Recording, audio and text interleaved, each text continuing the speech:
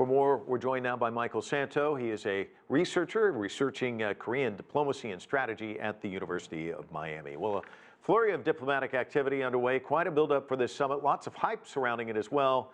Now there's some caution, though. Today, the Senate Majority Leader had this bit of advice for the U.S. President. If you're a great deal maker, be interested in the details. Don't get snookered. Is this good advice? Oh, absolutely. I mean, it definitely appears to be a fault with President Trump that he doesn't always seem to have the details. We even saw that with the negotiations with Obamacare, or efforts to repeal Obamacare, for example. So he's gotten kind of out in front of this. He's also built himself as a deal maker. He had the business book, The Art of the Deal. But so far, it's been pointed out what he's been really good at is pulling out of deals, the Trans-Pacific Partnership, the Paris Climate Deal, and the Iran nuclear deal. So he's better at breaking deals than making them. So how much pressure do you think there is on the U.S. president to try and close this deal? Oh, it's enormous. It would be enormous on absolutely any president. The stakes are very, very high. We're dealing with one of the most unpredictable governments on earth.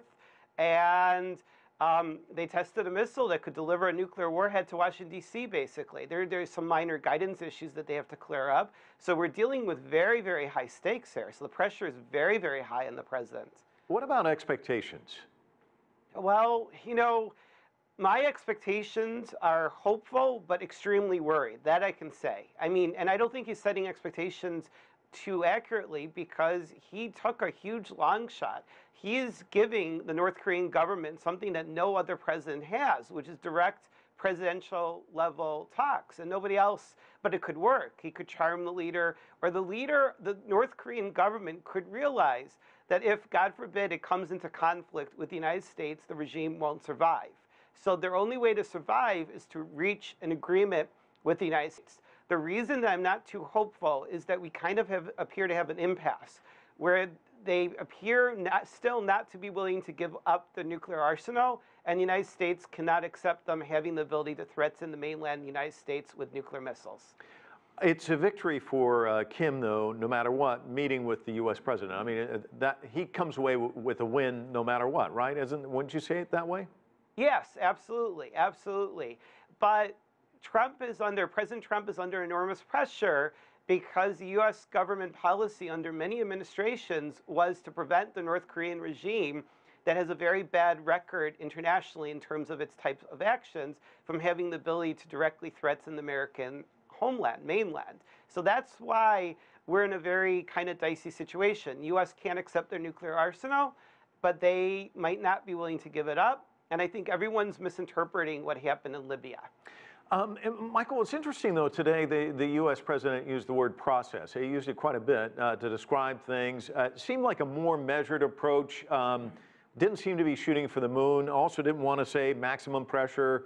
Do you see that as a hopeful sign that perhaps he recognizes that you're not going to get everything all in one short meeting? Absolutely. I mean, diplomacy and diffusing very, very complex situations, or very volatile situations, in fact, definitely needs to be a process. It's kind of like diffusing a bomb.